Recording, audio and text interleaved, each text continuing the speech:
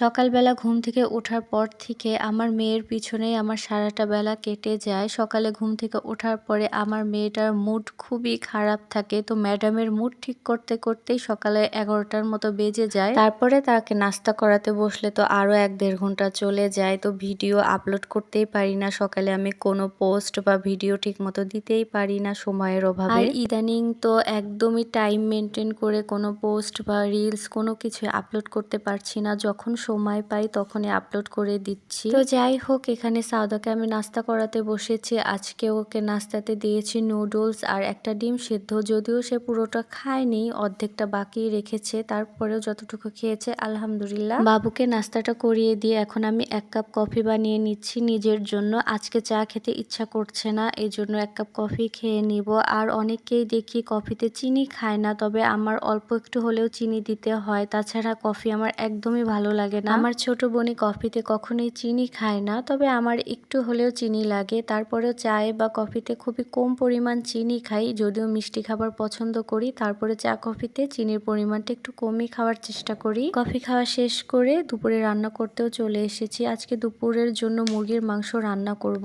কড়াইটা গরম করে আমি পরিমাণ মতো সরিষার তেল দিয়ে নিয়েছি। তারপরে দিয়েছি পরিমাণ মতো পেঁয়াজ কুচি, রসুন আর শুকনা মরিচ, তেজপাতা, গরম মশলা, যা যা লাগে আর কি সবকিছু দিয়ে একটু ভেজে নিয়ে তারপরে বাটা মশলা, আদা রসুন বাটা এগুলো দিয়ে একটু ভেজে নিব। মাংস রান্নাতে সব সময় সরিষার তেলটাই ব্যবহার করার চেষ্টা করি। সরিষার তেল দিয়ে গরুর মাংস, মুরগির মাংস মানে যে কোনো মাংস আর কি রান্না করলে কিন্তু খেতে ভীষণ মজা হয়। তারপরে মাংস রান্না করার জন্য যা যা মশলা প্রয়োজন সবকিছু দিয়ে ভালোভাবে একটু কষিয়ে নিব।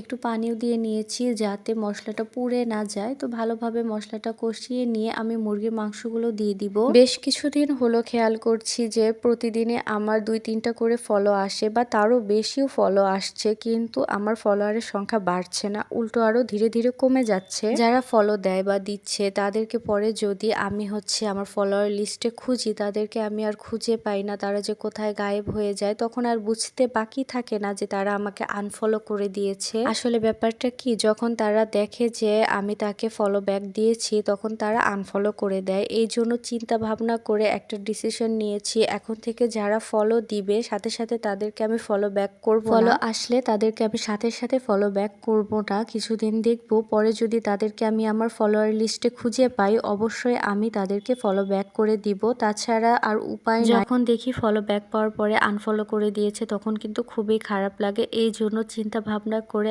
এখন থেকে ফলো ব্যাক করব, তাছাড়া আমি আর কোনো উপায় খুঁজে পাচ্ছি না। তো যাই হোক, অনেক কথাবার্তায় বলে ফেললাম। আমার কথার মধ্যে যদি কোনো ভুল ত্রুটি থাকে অবশ্যই আমাকে জানাবেন যে এটা আমার ভুল হচ্ছে বা এটা ঠিক হচ্ছে, অবশ্যই একটু কমেন্ট করে আমাকে জানাবেন। আপনাদের সাথে কথা বলতে বলতে এখানে কিন্তু আমার রান্না টান্না একদম কমপ্লিট হয়ে গেছে। আমি মুরগির মাংস ভুনা করেছি আর একটু কচু দিয়ে মসুরের ডাল করেছি। এটা হচ্ছে কচুরমুখী। কচুরমুখী দিয়ে মসুরের ডাল কে কে খেয়েছেন অবশ্যই জানাবেন। কচুরমুখী দিয়ে মসুরের ডাল খেতে কিন্তু ভীষণ মজা লাগে। তো দুপুরে খাওয়া দাওয়া শেষ করে বাবুকে ঘুম পাড়িয়ে দিয়েছিলাম। এরই ফাঁকে আমি একটু ম্যাঙ্গো লাচ্ছি বানিয়েছিলাম, কারণ বাবু জেগে থাকলে তেমন কিছু বানাতে পারি না, ও খুবই বিরক্ত করে। এখানে আমি আমগুলো টুকরো টুকরো করে কেটে দিয়েছি, তার সাথে দিয়েছি পরিমাণ মতো চিনি আর দিয়েছি গুঁড়ো দুধ আর তরল দুধ মানে গরুর দুধ। এগুলো দিয়ে ব্লেন্ডারে আমি একটু ব্লেন্ড করে নিয়েছি। এই তো হয়ে গেছে ম্যাঙ্গো লাচ্ছি। গরুর দুধটা ভালোভাবে জাল দিয়ে আমি ফ্রিজে ঠান্ডা করে নিয়েছিলাম, যার কারণে এখানে কোনো আইস বা কোনো কিছুই আমি দেইনি। আর এই ম্যাঙ্গো লাচ্ছিটা খেতে যে কি মজা হয়েছিল, আমি তো অনেকটা পরিমাণে খেয়ে নিয়েছিলাম। আপু বেশ অনেকটা পরিমাণ খেয়েছিল, কারণ খুবই মজা হয়েছিল লাচ্ছিটা খেতে। আপনারা একবার ট্রাই করে দেখতে পারেন, এভাবে কিন্তু বাসায় ম্যাঙ্গো লাচ্ছি বানালে খেতে ভীষণ মজা হয়। তো যাই হোক, আজকের ভিডিওটা এ পর্যন্তই ছিল। কথা হবে নেক্সট কোনো ভিডিওতে, ততক্ষণ পর্যন্ত আল্লাহ হাফেজ।